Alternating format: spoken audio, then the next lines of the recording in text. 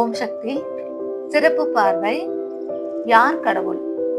இத்தலைப்பின் கீழ் நாம் ஒரு நிகழ்வு ஒன்றை கவனிப்போம். நன்றிகள். தகவல் நூல், சக்தி ஒளி, அக்டோபர் 2017. வெளியீடு ஆதிபராசக்தி கல்வி மருத்துவ பண்பாட்டு அறநிலையம். மே 25, 1992 அருள் திரு அம்மா அவர்கள் தேக்கடியில் தங்கியிருந்தார்கள். அப்பொழுது மாலை பொழுது. கேரள மாநிலத்திலிருந்து வெளியாகும் 2 பிரபல பத்திரிகைகளான தீபிகா மற்றும் மாத்ருபூமி ஆகிய பத்திரிகைகளின் நிருபர்கள் அருள் திரு அம்மா அவர்களின் தரிசனம் பெற காத்திருந்தனர். ஒரு சில நிமிடங்களில் அருள் திரு அம்மா அவர்களால் அழைக்கப்பட்டனர். உள்ளே நுழைந்த இருவரும் அம்மா அவர்களை வணங்கிவிட்டு தங்கள் வினாக்களை கேட்க தொடங்கினர். அவர்கள் கேட்ட வினாக்களில் ஒன்று, நீங்களேதான் கடவுள் என்று பக்தர்கள் கூறுகின்றார்களே, அதை நாங்கள் எப்படி நம்புவது? நேரடியான இக்கேள்விக்கு அம்மா அளித்த பதில் நம் சிந்தனைக்குரியது. சூட்சமமாக நான் கடவுள் என்று என்னை உணர்ந்து கொண்டால் நான் கடவுள்தான், இல்லை என்றால் நானும் சாதாரண மனிதன் போலத்தான் என்று கூறினார்கள்.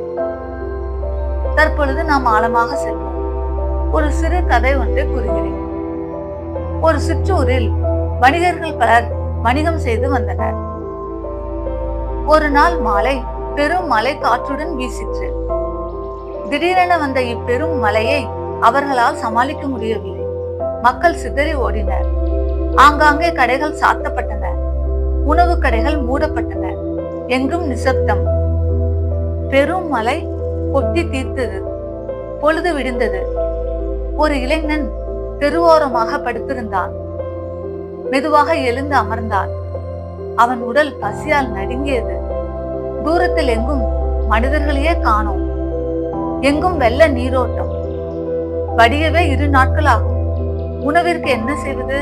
இனி வழியில்லை என்ற நிலையில் தான் வணங்கும் அன்னையை மனதில் நினைத்து பிரார்த்தித்தான். பின் சுருண்டு படுத்துக் கொண்டான். அப்பொழுது ஒரு அற்புதம் நடந்தது. அச்சிற்றூரின் அரசன் குதிரையில் வந்து கொண்டிருந்தான். வெள்ள நிவாரண பணியினை துரிதப்படுத்த அவனே நேரில் வந்தான். சுருண்டு கிடக்கும் அவனை சுட்டிக்காட்டி காவலர்களை அனுப்பி தூக்கி வர செய்தான். அரண்மனைக்கு சென்றனர்.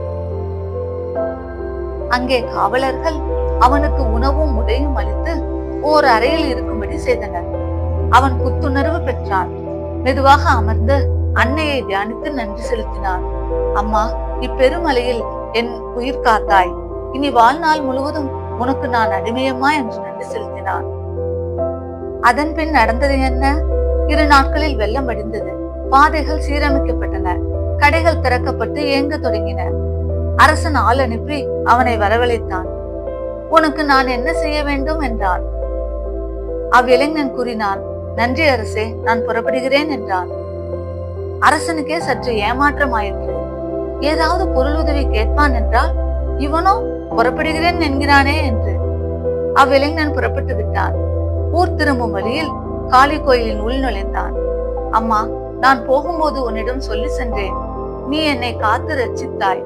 இதோ மீண்டு வந்திருக்கிறேன். இனி நீ இல்லை என்று மறுப்பதற்கில்லை. நீ இருக்கிறாய். கல்லில் மட்டும் இல்லை, என் மனதிலும் இருக்கிறாய். எங்கோ இருந்து உன்னை உதவி கலைத்தேன். நீ உடன் உதவினாய். ஆக நீ என் மனதில் இருந்தபடியே என் பிரார்த்தனையை கேட்டாய், உடன் உதவினாய். ஆக என் நம்பிக்கை நீ இருக்கிறாய் என்பது பலமாயிற்று. இவ்வாறு நன்றி கூறிய பின் தன் அரண்மனையை அடைந்தான். ஆம், அவன் அவ்வூர் அரசனின் மகன். ஆன்மீக தேடல் உள்ளவன். தான் வேண்டியதை அடைந்தான். தற்பொழுது நாம் அருள் திரு அம்மா அவர்களின் வார்த்தைகளை கவனிப்போம். சூட்சமமாக நான் கடவுள் என்று உணர்ந்து கொண்டால் நான் கடவுள்தான்.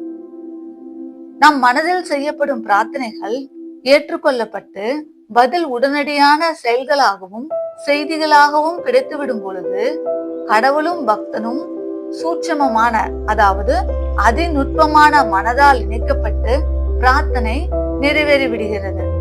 பக்தன் கடவுளுக்கு நன்றி செலுத்துகிறான். தான் வணங்கும் திருவுருவத்தை கடவுளாக ஏற்றுக்கொள்கிறான். அவ்வாறு அருள் திரு அம்மா அவர்களின் புகைப்பட திருவுருவத்தின் முன்னால் பிரார்த்தித்த பக்தர்களின் கோரிக்கைகள் நிறைவேறியது. நிறைவேறாத கோரிக்கைகளுக்கு பதில் பல்வேறு வழிகளில் அவ்வான்மாவிற்கு உணர்த்தப்பட்டும் விடுகிறது. இதனை அடுத்து ஒரு நிகழ்வை நாம் கவனிப்போம். கவனித்து அறிந்து கொள்வதற்கு நன்றிகள். ஓம் சக்தி.